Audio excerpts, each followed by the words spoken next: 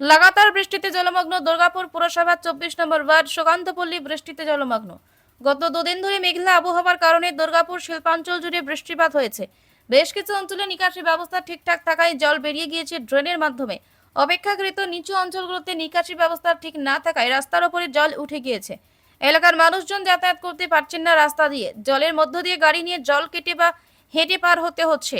স্থানীয়রা খুব উপরে দিয়েছেন। ভোটের সময় নানা প্রতিশ্রুতি দিয়ে যান কাউন্সিলররা, কিন্তু আজকের এই অবস্থা সকলে সকাল থেকে দেখতে পেলেও কেউ কোনো ব্যবস্থা নেয়নি।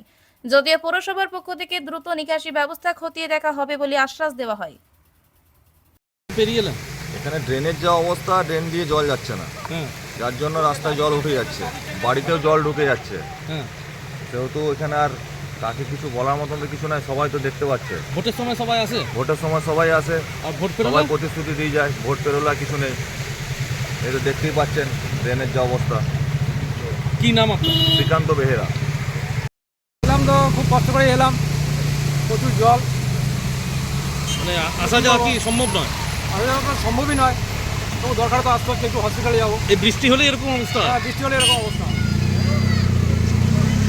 কি নাম আপনার? আমার নাম বিজয় সাহা।